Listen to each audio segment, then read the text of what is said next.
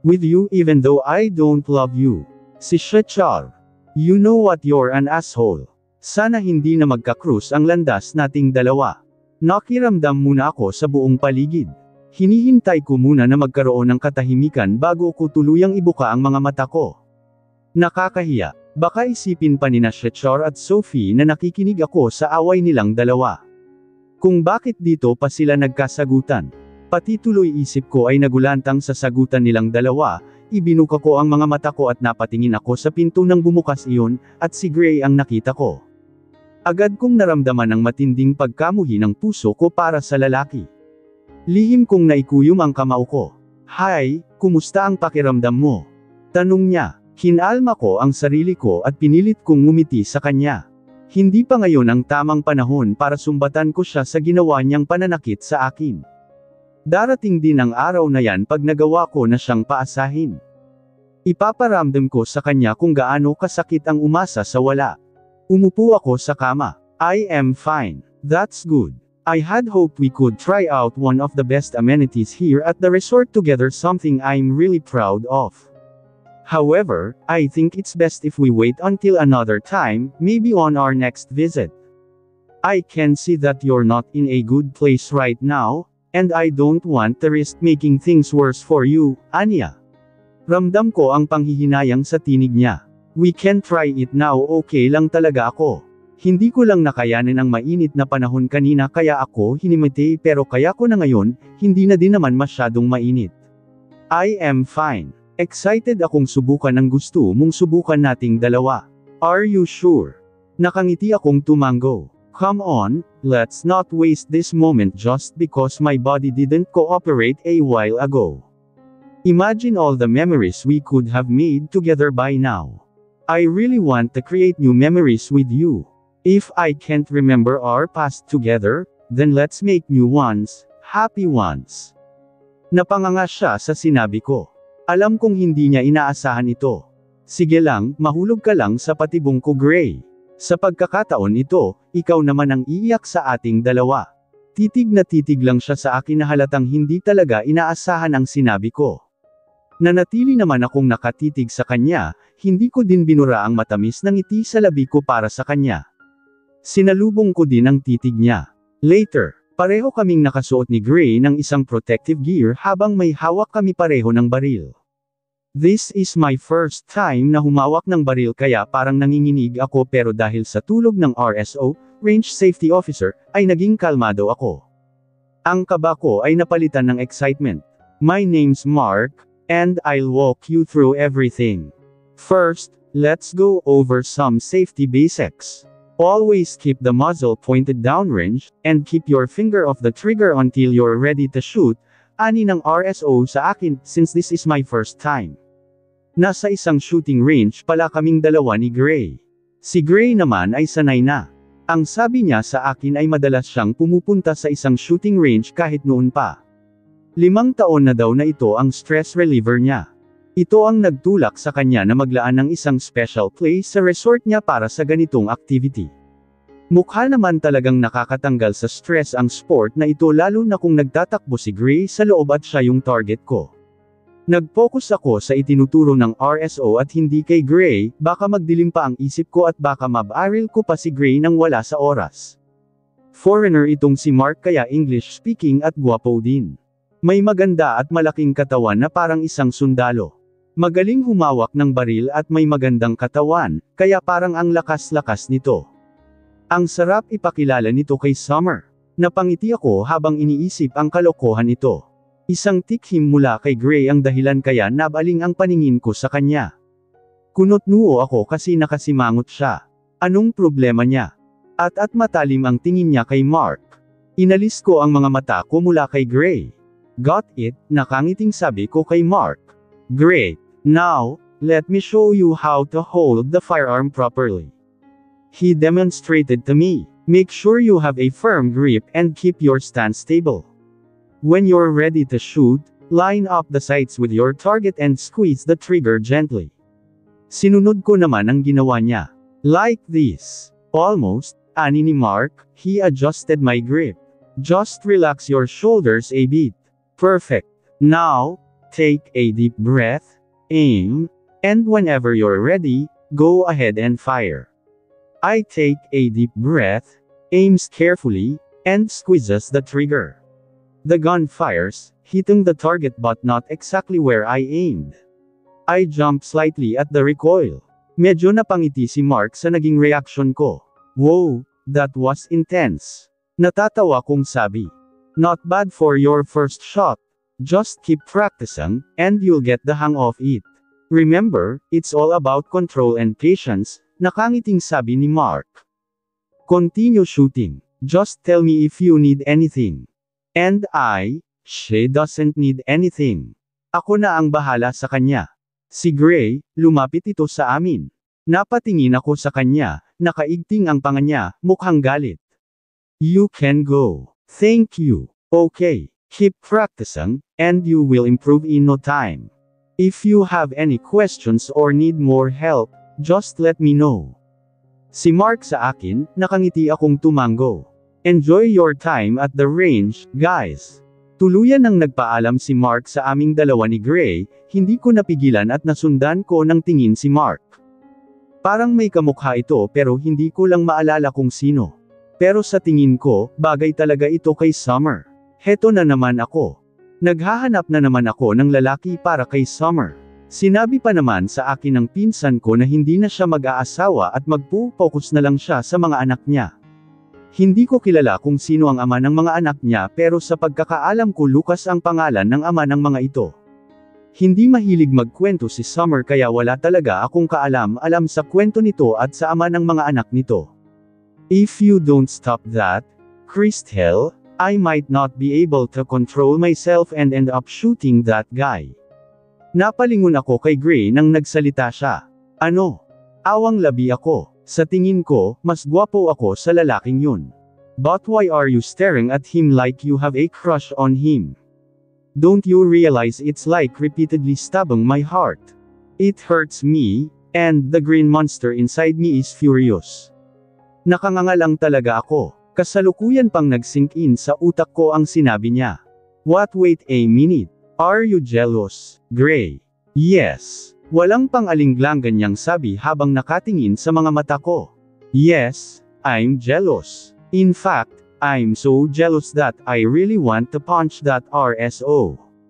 I love you, and it hurts. Humigpit ang hawak ko sa baril. Ang lakas din ng loob niya na sabihin mahal niya ako. Napakasinunggaling. Gago. I need to calm myself, bago ko pa siya mabaril sa mismong dibdib niya. Ang sarap lang kasing gawin target ng sinunggaling niyang puso. Hindi naman kasi ako tulad mo na kayang itago ang pagseselos. Napataas ang kilay ko. Possessive ako Christel at alam mo yan. Alam mong seloso ako pagdating sa'yo. So please baby, huwag kang magkamaling lumingon sa kahit sinong lalaki. Huwag mo naman saktan ang puso ko. Hinamag ko ang sarili ko. Hindi ako kinikilig sa kanya, naiinis ako. God, baliw ka na, Gray. Let's focus on our shooting. I don't have the patience to entertain your feelings, Gray. Especially when I sense they're insincere and merely a deception, hindi ko mapigilan sambit, huli na nang napagtanto ko ang pagkakamali ko. Hindi pa ito ang tamang panahon para ay sambat ko sa pagmumukha niya ang lahat ng paakit na dinulot niya sa buhay ko. What did you say? Kunot noo si Gray. Nagbibiro lang ako, ngumiti ako para mabawi ang sinabi ko kanina sa kanya. Ang mabuti pa, ipagpatuloy na natin ang ginagawa natin. Nangangati na ang mga kamay ko na tamaan ang target. Ngumiti naman siya at nagpatuloy kami sa ginagawa namin. Habang inaasintado ko ang target, ini-imagine ko talaga na si Gray ito para mas lalo akong makaramdam ng gana. Nagpaalam si Christel sa kanya na pupunta muna sa restroom. Habang wala si Crystal, inaayos naman niya ang mga gamit nila. Masayang masaya siya. Aminado siya na nagkaroon siya ng pag-asa na agad silang magkabalikan ni Christel dahil sa naging trato nito sa kanya. Hindi na niya naramdaman na galit ito sa kanya, ramdam niya na magaan na ang pakiramdam nito sa kanya. Makakabuti ito pero natatakot pa rin siya sa pwedeng mangyari kung sakasakaling mapatunayan nga niya na anak nga nilang dalawa ni Christel ang triplets na mga kapatid nito. Pero sigurado talaga siya na anak nilang dalawa ni Christel ang tatlong bata, he just needed evidence that he can use when he will be going to confront Christel's mother. Maya-maya lang, tumunong ang cellphone niya. Pangalan ng Pai na binayaran niya ang nakita niyang rumihistro sa screen. This is Gray, Anya. I'm done with the job. Kailan tayo magkikita? Kinakabahan siya pero napangiti siya sa narinig. Ito ang pinakahihintay niya. Mabubuo na ang pamilya nilang dalawa ni Christel at sisiguraduhin niya na mangyayari ito. Kalalabas lang ni Christel sa restroom nang napatigil siya sa paghakbang. Para kasing may mga mata na nakatingin sa kanya, lihim niyang ipinalingga ang mga mata niya. At nakita niya ang isang lalaki na nakatingin sa kanya, may edad na ito, pero malaki ang katawan nito na halatang malakas pa rin. Titig na titig talaga ito sa kanya and it's creepy, kaya nakaramdam siya ng kaba. Ang lakas ng kaba niya na parang may naghahabulan na mga daga sa loob ng dibdib niya. Hindi din niya maintindihan ang damdamin na lumukob sa sandaling ito sa puso niya habang nakatingin siya sa lalaki. Maya-maya lang, humakbang din ang lalaki paalis at hindi niya mapigilan na sundan ito ng tingin. Sino ang lalaking ito at bakit titig na titig ito sa kanya? What do you need from me? It's surprising that you came all the way here in UK just to see me, considering that, as far as I remember, you never had time to come here to meet my husband and me. You didn't respect us enough to come here back then to meet us, Christel's parents, even though our daughter is your wife. You never respected us because you thought we weren't worthy of respect dahil hindi mo mahal ang anak namin. Ngayon, sabihin mo kung ano ang kailangan mo sa akin at ilang araw muna akong ginugulo Mr. Montreal. Ani ng mommy ni Christel sa kanya, sa wakas, pinaunlakari na rin nito ang imbitasyon niya. Nasa isang private dining sila. Ilang araw na siyang nandito sa UK para lang makausap ang mommy ni Christel. 3 invitation ang pinadala niya dito pero hindi pinapansin nito ang mga pinadala niya. At dahil siguro sa pangungulit niya kaya pinagbigyan siya nito ngayon. Ang gusto niyang kausap ay ito at ang asawa nito pero ito lang ang dumating. Matalim ang titig nito sa kanya. Pinaghandaan na niya ang galit nito sa kanya. I apologize for what happened in the past, ma'am. I was an asshole back then. But now, I'm trying to make amends for my mistakes, one by one. And I'm starting by asking for your forgiveness. I'm sorry. To both you and your husband, Anya, he was sincere of what he said. Isa talaga yan sa mga dahilan kaya nakipagkita siya dito. Hindi kita mapapatawad. Kung ginagawa mo ito para mapapayag ako. Nasuyuan mo muli ang anak ko, ngayon pa lang, sasabihin ko na ito sa'yo Mr. Montreal. Hindi ako papayag na magkabalikan kayong dalawa ni Christel. Ayaw ko sa'yo para sa anak ko. Si Harvey ang gusto ko para sa anak ko. At magpapakasal na ang dalawa. Kaya sasabihin ko ito sa'yo. Layuan mo ang anak ko. Tantanan mo ang pamilya ko. Huwag mo nang guluhin ang anak ko. Tahimik na ang buhay niya. Huwag mo itong sirain muli, ani nito, madiin ang bawat salita nito. Lumanghap siya ng hangin. Gusto niyang kausapin ng maayos ang ina ni Christel pero mukhang hindi doon patungo ang usapan dahil matigas ang ina ni Christel at mukhang hindi ito makikipag-usap sa kanya ng maayos. Paano kung nagmamahalan kaming dalawa ni Christel, ma'am? May magagawa ka ba kung gusto naming dalawa ni Christel ang magkabalikan? Hindi ako papayag. Ako ang masusunod. Ako ang masusunod kung sino ang gusto kong makasama ng anak ko habang buhay. At saka mahal. Nagpapatawa ka ba? May iba ng mahal ang anak ko.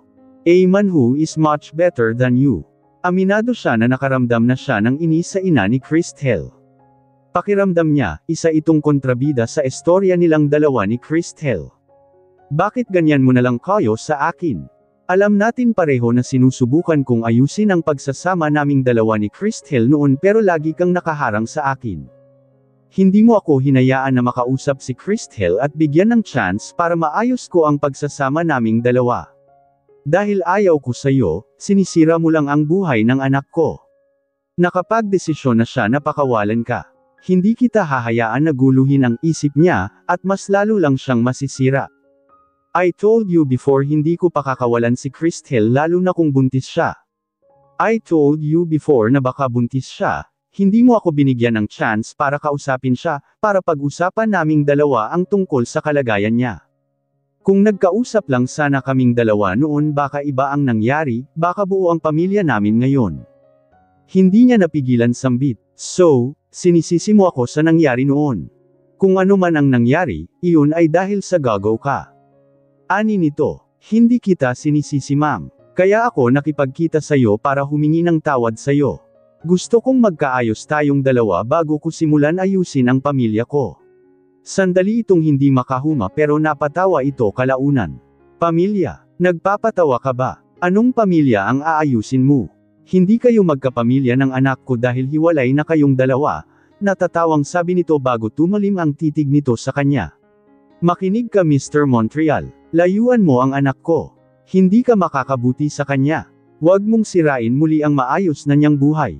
Mga bata, lakas loob niyang sabi dito habang nakatingin siya sa mga mata nito. Ramdam niya ang paghahabol ng hininga nito. Mas lalong tumulim ang titig nito sa kanya. What is this, Mr. Montreal? Do you really think I'm going to entertain your nonsense? The triplets are my children, and I don't need to prove that to you. They are my children. I have no intention of indulging in your absurdities just to prove it, tumayo ito. Tapos na ang pag-uusap na ito Mr. Montreal. You are the same asshole. Inaasahan ko na tuluyan mo ng tantanan ang pamilya ko, galit na sabi nito, kuyom na kuyom ang kamao nito. Aalis na sana ito nang, sandali lang ma'am, aniya dito kaya napatigil ito sa akmang pag-alis. Ano na naman ba ang kailangan mo mister? Ibinigay niya dito ang isang folder na naglalaman ng lahat ng impormasyon na nag-gather ng PAI na binayaran niya. Magaling na place ang binayaran niya. Ito ang PAI ng pamilya niya simula pa lang noon. Hindi na ito masyadong active bilang private investigator pero gumagawa pa rin ito ng mga special na trabaho. Binuksan nito ang folder at nagsimulang basahin ang mga nakapaloob dito. Nanlaki ang mga mata nito sa nabasa. Maya-maya lang tila nangingining ito na inilagay ang folder sa mesa. Tila nanghina din ito kaya napaupo ito muli. Fine, isang buntong hininga ang pinakawalan niya. Wala na akong kawala, ginamit ng pamilya mo ang pera at impluwensya laban sa akin. Namumula ang mga mata nito na parang may iyak na ito. Walang ina na matutuwa pag malaman niya na ang anak niya ay sinasaktan at hindi man lamang pinahalagahan ng lalaking pinili itong mamahalin. At saka hindi mo din kami nirespeto ng asawa ko. Ni hindi ka nag-effort na makilala man lamang kami. On my husband's 60th, isa lang ang hiling ng asawa ko, ang makilala ka pero hindi mo man lang sinamahan ang anak ko. Ibinaba mo ang worth ng anak ko. Hindi mo ako masisisi kung bakit galit na galit ako sa iyo at kinamumuhian kita. Dahil walang ina na matutuwa na gawin worthless ang anak nila. Nasaktan siya sa narinig. Sising-sisi siya sa nagawa niya kay Christel noon. Kaya nung napagpasyahan ng anak ko na makipaghiwalay na sa iyo, tuwang-tuwa ako, ipinagpasalamat ko dahil sa wakas na tauhan na rin ang anak ko. Tinatanong kita noon nung pinuntahan mo si Christel kung bakit gusto mong kausapin ang anak ko. You talked about this pregnancy thing of my daughter. I asked you ano ang gagawin mo pag buntis nga ang anak ko, ang sabi mo, you will be keeping her if she's pregnant. Obviously, pakikisamahan mo lang ang anak ko dahil sa buntis ito, mas lalo lang masasaktan ang anak ko.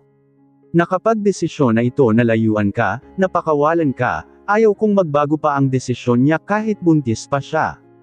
I don't want my daughter to live with a one-sided love marriage. Mas lalo siyang masasaktan, mas lalo lang siyang masisira. Kung sana sinabi mo na lang sa harapan ko na mahal mo ang anak ko baka tinulungan pa kita para magkaayos kayong dalawa. If you only gave me an assurance that my daughter wouldn't hurt pero hindi, wala kang ibang sinabi kundi gusto mo lang makausap si Christel. You didn't say the words that I want to hear from you, nipaurong siya sa narinig. May dumampi na sakit sa puso niya habang nakikinig siya dito. Ramdam na ramdam niya ang sama ng loob nito para sa kanya. Bago tuluyan ipinikit ni Christel ang mga mata noon, sinabi pa niya nakakalimutan ka na niya. Hindi na ako umasa na madyay gising pa siya. Sabi ng doktor sa akin 20% na lang ang chance na madyay gising pa ang anak ko. The main reason kung bakit hindi namin tinanggal ang life support niya dahil isang milagro na hindi siya nakunan. Healthy ang 3 bata na ipinagbubuntis niya noon. Buntis din ako ng panahon na yun pero nakunan ako dahil sa nangyari kay Christel. Wala, it is not my intention to claim my grandchild as my own. But I need to pretend to be pregnant. I need to claim Christel's children as my own because I am afraid that once you Montreal, especially your family, find out that you and Christel have children, you will take them away from me. They are my last memories of my daughter. I plan to hide them from you. And my plan is to raise them as my own children. Kaibigan ko ang mga doktor ni Christel, kaya madali ko lang nakumbinsi ang mga ito na tulungan ako sa plano ko. Walang nakakaalam sa totoo kundi ako lang at ang mga doktor ni Christel. The whole time, I was wearing a pregnancy prosthetic or fake pregnancy belly. Tulog si Christel pero healthy ang tatlong bata sa sinapupunan niya. Para maitago ko talaga ang totoo, na may anak si Christel sa kahit sino, she undergoes a laser therapy para mawala ang cesarean marks niya. Pumayag na akong tanggalin ang life support niya dahil ayaw kong mas mahirapan pa siya pero nagpakita siya ng sign na madyay gising pa siya. Tulong luha na sunod-sunod na sabi nito. Ramdam naman niya ang paghihirap nito and he is guilty of her pain too. Pagkatapos ng ilang araw, nagising nga siya. Handa akong aminin sa kanya ang totoo tungkol sa mga anak niya pero wala siyang naalala tungkol sa mga ito. Hindi kanya naalala kahit pa sinubukan kong ipaalala ka sa kanya. Until I realized that it would be better if she had no memory of you because it would spare her from pain. And I also need to fully claim the 3 children to prevent her from being confused. She should not remember you, so she must not know that you have children together. My conscience is also troubling me, but I need to protect my child. Her wish has come true, you have been completely erased from her mind, and she no longer needs to remember you. Tumitig ito sa kanya, nakikiusap ang titig nito sa kanya. Kaya nakikiusap ako sa'yo, layuan mo na ang anak ko. Hindi niya kailangan malaman ang totoo. Huwag mong sirain ang pamilya namin. Pakiusap. To her myself, she will not know about this conversation between us, as she might think we conspired against her. I will take full responsibility for all the mistakes, ma'am, iyan ang hiling ko. Anito, nakikiusap ang tinig nito sa kanya. Magagalit sa akin ang anak ko. Kamumuhian niya ako, hindi niya ako mapapatawad agad. Alam ko ito dahil ina din ako. Ang ginawa ko sa kanya ay ang pinakamasakit sa lahat. Gusto kong pagdarating ang araw na yun, nandyan ka para sa kanila ng mga apo ko. Hindi ako masyado mag-alala sa kanila ng mga apo ko dahil alam kong nandyan ka para sa kanila. Layan lang ang hihilingin ko sa'yo. Ayusin mo muna ang relasyon yung dalawa ni Christel at ako mismo ang aaminin sa totoo. Sandali siyang napaisip saka siya napabuntong hininga. Tama ang ina ni Christel. Kahit gustong-gusto man niya na mabuo agad ang pamilya nilang dalawa ni Christel, kahit gusto man niya na makasama ang mga anak nilang dalawa pero hindi ganun kadali ang lahat. Alam niyang gulong-gulo pa ang isip ni Christel. Hindi nila ito pwedeng biglain ng isang katotohanan na hindi niya alam kung paano handle nito. Okay, pero pwede ko bang makita at makasama ang mga anak ko kahit sandali lang? He longs for his children. He misses Elisha and Zahara so much.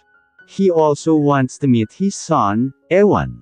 For now, he will endure a little longer, but he is determined to mend his relationship with Christel as soon as possible. He wants to be with their children and create a complete, united family with Christel. The desire to be with Christel and to their children, Elisha, Zahara, and Ewan drives him to make things right. He dreams of the day when they can all be together, living as a loving and whole family. Old man. Hindi niya kayang ipaliwanag ang pinaghalong sakit at saya nang nakita sina Elisha at Zahara na tumatakbo palapit sa kanya. Nag-init ang bawat sulok ng mga mata niya nang nakita ang dalawang bata na masayang-masaya na nakita siya. May naramdaman na siyang kakaiba sa dalawang bata noong una niyang nakita ang mga ito. Pangungulila at pananabik at hindi niya mabigyan ng kahulugan ang mga ito pero ngayon alam na niya hindi man alam ng isip niya pero alam ng puso niya na mga anak niya ang dalawa. The connection he has with Elisha and Zahara is undeniable. Napasquat siya at agad na sinalubong ng yakap ang dalawang bata. Mahigpit niyang ikinulong sa bisig niya ang dalawang bata, namamasa na ang mga mata niya pero pinigilan niya ang tuluyang paglaglagan ng luha niya. Masaya siya pero naninikip ang dibdib niya. Sobrang sikip na parang may bamara dito na naging dahilan kaya naninikip ito. We miss you, old man. I miss you too, sweeties. Habang yakap niya ang dalawang bata, napatingin siya sa batang lalaki na nakasunod sa mga ito. Kasama nito ang ina ni Christel. He also wants to hold him in his arms. But he feels he cannot do that just yet. Yuan's face is serious, and his brows are furrowed as he looks at him. Why are you hugging him? He's a stranger. Tanong nito sa mga kapatid. Bumitaw naman sa kanya ang dalawang bata at hinarap ng mga ito si Ewan. He's the one we always talk about to you. He's not a stranger. Si Elisha, he looks stranger to me, ani ni Ewan at walang emosyon ang mga matang nakatingin sa kanya. Ewan, say hello to your dad Tito Gray, don't be grumpy. Ani ni Ma'am Denise. Hello. Si Ewan, walang emosyon ang mga mata. Parang nabuboard, pero masaya pa rin siya dahil sa wakas nakita na niya ito. Gusto sana din niya itong yakapin pero ayaw niya itong biglain. Makukuha din niya ang loob nito. At saka nagmana lang sa kanya ang ganitong ugali nito. Ayaw niyang maiyak at baka magtaka pa ang mga anak niya kaya todo ang pagpigil niya. Para lang siyang nanalamin habang nakatingin kay Ewan. Ganitong-ganito ang hitsura niya nung kasing edad lang siya nito. Hanggang ngayon, hindi pa rin siya makapaniwala na may mga anak na pala silang dalawa ni Christel. Buong akala ni Christel noon na siya ang nakabuntis kay Sophie kaya siguro napagpasyahan nito na wag nang sabihin sa kanya ang tungkol sa pagbubuntis nito. Ito ang consequences dahil hindi niya itinama ang inakala ni Christel noon. Hello buddy, how are you? Pumiyot siya, parang nanginginig pa siya. Kay hirap pigilan ng tunay niyang naramdaman. Fine, matipid na sagot nito. Can we go home now, Mom? I still need to finish what I'm reading. Si Ewan na napaangat ang mukha kay Ma'am Denise. You're always reading and never playing with us. Your life seems so boring, si Zahara. You're only saying that because you don't know how to read. Si Ewan sa mga kapatid, nakataas pa ang kilay nito. Mukhang suplado ito. We know how to read, we just don't do it much. Si Elisha, hindi niya mapigilan ang mapangiti sa bangayan ng mga anak niya. No, Ewan, stay here with your Tito Gray, he'll take you to the mall later. Si Ma'am Denise Yehe, sabay na bulalas nina Elisha at Zahara. Napasimangot si Ewan, tila disappointed ito. Medyo nakaramdam siya ng lungkot sa naging reaksyon ng anak niya pero napangiti siya kalaunan ng, "Are you going to buy me books?" Yes, nakangiting sabi niya dito. Okay, I'm cool of that. Parang nabunutan ng tinak ang dibdib niya. Buong akala niya hindi sasama sa kanya. Tumayo siya. Thank you. Aniya sa ina ni Christel. Okay, Tito Gray, Ewan said softly, pero pakiramdam niya napipilitan lang ito. But it's a good thing na kahit napipilitan lang ito, mas pinili nito na pagbigyan muna ang mga kapatid. They'll cry if we don't go to the toys first. Those two are stubborn. Napangiti siya sa sinabi ng anak na lalaki. He is a responsible kuya sa dalawa. According to Christel's mother, Ewan was the first one delivered, who was supposed to come out first, followed by Elisha, and Zahara is the last. Kaya si Ewan ang eldest sa tatlo. Typically, birth order can be determined by the order in which the triplets were born. The first to be born would be the eldest, followed by the second born, and then the third.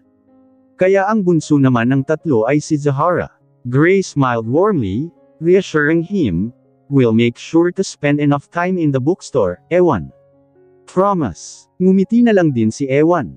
At sabay na silang apat na humakbang sa toy store. Tuwang-tuwa naman sina Elisha at Zahara at agad na kumuha ang mga ito ng mga laruan na gusto ng mga ito. Pumili din naman ng mga laruan si Ewan at ang focus nito ay nasa mga dinosaur at ilang mga animals. Kahit sa mga laruan, yung educational pa rin ang hilig ni Ewan.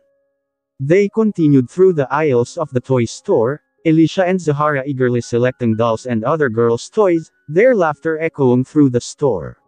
Ewan, with a thoughtful expression, carefully picked a dinosaur toy. Gray couldn't help but smile as he watched each of his triplets embrace their unique interests, feeling a surge of warmth and pride in this newfound experience of being a father to them. Hindi pa man alam ng mga ito na siya ang ama ng mga ito pero ito ang simula niya. Paligid nito ay may kulay. Kung ako lang ang tatanungin, parang in love ito. Pero wala naman itong sinabi sa akin. Matamis na ngumiti si Summer sa akin. You should give my cousin a second chance. Naniniwala naman ako na talagang mahal ka niya at pinagsisihan talaga niya ang nagawa niya noon sa'yo. Isang kibot balikat lang ang tugon ko sa sinabi niya. Nagpaalam din siya sa akin. Mukhang may importanteng lakad na naman siya. Saan kaya siya nagpupunta? Madalas siyang may lakad sa mga nakalipas na araw. Pagpasok ko sa kwarto ko, agad kong inilagay ang mga bulaklak sa mesa at napatingin ako sa cellphone ko dahil sa tumunog ito. Nakita ko ang pangalan ng ina ko na siyang caller. Huminga muna ako ng malalim. Ano na naman kaya ang kailangan ni mommy sa akin? Mom! Ang sagot ko sa tawag ng ina ko. Christel, isang buntong hininga ang narinig ko mula sa kanya. Ano kaya ang sasabihin niya sa akin? Kumusta na kayong dalawa ni Gray? Tungkol na naman kay Gray ang kailangan niya sa akin. Mom, ilang beses ko bang kailangang sabihin sa'yo na wala ngang namagitan sa aming dalawa na tulad sa kung ano ang iniisip mo? Fine. Sinusuyo nga niya ako, pero tulad ng sabi ko, hindi na ako magpapaloko sa kanya. Please, I don't want to talk about him, Mom. Ayaw kong maging dahilan na naman siya sa pag-aaway nating dalawa. She's hiding something important from me. But hold on a moment. Could it be that Gray paid her a visit and possibly intimidated her? Perhaps her sudden change of heart towards Gray is rooted in fear of him. Hindi ko napigilan sunod-sunod kong sambit. Frustrated ako sa ina ko. Busy sa pagmamaneho si Summer, bukang bibig ko naman kanina pa ang tungkol sa pagbabago ng isip ng ina ko.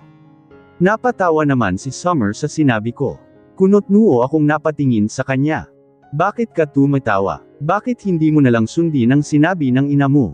After all, wala naman masama kung, pati ba naman ikaw, Summer? Hindi ko mapigilan sambit. Come on cousin, ikaw pa rin naman ang masusunod eh. Ang gusto ko lang ay bigyan mo ng chance ang pinsan ko para mapatunayan ang sarili niya na mahal ka talaga niya. Naniniwala naman ako na talagang mahal ka niya. Siguro nakalimutan na talaga niya na si Sofia at gusto na niyang, sandali lang. Putol ko sa ibang sasabihin ni Summer. Sinong Sofia? Kitang-kita ko ang paglunok ni Summer. I'm sorry, hindi ko dapat binanggit si Sofia. Nadulas lang ako. I am really sorry, ramdam ko ang pagsisisi sa tinig ng pinsan ko. Napa-recline ako. Hindi lang isang beses na narinig ko ang pangalan Sofia at hindi ko maintindihan kung bakit sa tuwing maririnig ko ang pangalan ito ay parang may sakit na dadampi sa puso ko. Malaki ang impact sa akin ng pangalang Sofia. I'm sorry if hindi ko masabi sa'yo kung sino si Sofia, baka magkamali lang ako sa sagot ko. Pero kung interesado ka talaga tungkol kay Sofia, sa tingin ko, si Gray lang ang dapat mong tanungin tungkol sa kanya. Dahil siya lang ang makapagpaliwanag sa'yo kung sino talaga si Sofia sa buhay niya. Paliwanag ni Summer sa akin. Hindi na ako tumugon sa sinabi ng pinsan ko. Biglang nagbago ang mood ko nang narinig ko ang pangalang Sofia. Hindi na rin naman nagsasalita si Summer, naging tahimik na siya. Pero maya-maya lang, may naisip akong itanong sa kanya, saan ba tayo pupunta? Tanong ko sa kanya. Sabi niya sa akin na may pupuntahan kaming dalawa, pero hindi niya sinabi sa akin sa kung saan kami pupunta. Surprise nga, di ba? Sandali siyang napalingon sa akin, ngumiti siya. Later, tuluyan na kaming nakarating ni Summer sa kung saan niya ako planong dalhin. Kunot-nuo ako habang iniisip kung ano ang ginagawa namin sa lugar na ito. Sa pagkaalala ko, mga kondominium ang nandito. Kapapasok ko pa lang sa lugar, napaurong ako dahil parang bumibigat ang pakiramdam ko, hindi ko nagugustuhan ang atmosphere ng lugar dahil parang sinasakal ako. Sa kabila ng kagandahan ng pinasukan naming dalawa ni Summer, hindi ko nararamdaman na maganda ang lugar. Parang sinasakal talaga ako sa lugar na ito. Are you okay? Puna ni Summer sa akin. What are we doing here? Hindi ko napigilan tanong, ayaw kong magpatuloy sa paghakbang dahil parang may sakit na lang na muling nabuhay sa puso ko. Naninikip ang dibdib ko. You and Gray are living in a penthouse before. Nandito ang penthouse na yun. Gray has asked me to bring you here for a specific reason. He has something prepared for you, though the details remain a mystery to me. I urge you to give my cousin the opportunity to unveil what he has in store for you. Saan nakatayo ito? Hindi ako nagkamali, ito ang lalaking nakita ko sa shooting range. At tulad ng nangyari nung, nakatingin ito sa akin, titig na titig sa akin. At matatakot na naman ako sa titig niya sa akin. Sino ba ang lalaking ito? Sinusundan ba niya ako? Paimpol akong tumalikod, plano kong bumalik at maghanap ng ibang pwede kong daanan. Hindi ko kayang dumaan sa kung saan nakatayo ang lalaki, pakiramdam ko may mangyaring hindi maganda. Paimpol akong napalingon sa kung saan nakatayo ang lalaki pero wala na ito doon. Ipinalingga ko ang mga mata ko, hinahanap ko ang lalaki pero hindi ko na ito nakita. Nakahinga ako ng maluwag nang may nakita ako na dalawang babae kaya napagpasyahan kong bumalik at dumaan sa daan na alam ko. Sana nga wala na ang lalaki. Hindi ko talagang mapigilan ang takot ko sa lalaking iyon. Pero napasigaw na lang ako biglang lumabas mula sa kung saan ang lalaki at ngayon nga, 1 metro na lang ang pagitan naming dalawa. Sobrang lapit niya sa akin. Natatakot ako sa titig niya sa akin at parang tumatayo ang mga balahibo ko nang umisi pa siya. How are you? I'm happy to meet someone who is like me. Nakangisi niyang sabi na mas lalong nagpatindi ng takot ko. Humakbang siya palapit sa akin. Napaatras ako dahil sa sobrang takot. Hindi mo kailangan matakot sa akin dahil hindi kita kayang saktan. Hindi kita sasaktan kung makipag-cooperate ka sa akin. Hindi ko napigilan ang sarili ko kaya napatakbo ako bigla. Hindi ako lumilingon habang tumatakbo ako. Pero napahinto din ako nang may nabangga ako at isang lalaki ang nabangga ko. Kaya napasigaw ako. Hey, relax. Ani ng lalaking nabangga ko. Napaangat ako ng mukha dito dahil pamilyar sa akin ang boses nito. At napanganga ako nang nakita ko ang mukha ng lalaking nakabangga ko. Pamilyar kasi ang mukha nito sa akin, you look a familiar, ani ng lalaki. Wait a minute, are you the woman who was with Mr. Montreal at the shooting range? Tanong nito sa akin, pamilyar din sa akin ang mukha nito. Remember me? I am the RSO of that time. I remember you. Ito nga si Mark, ang RSO ng araw na yon.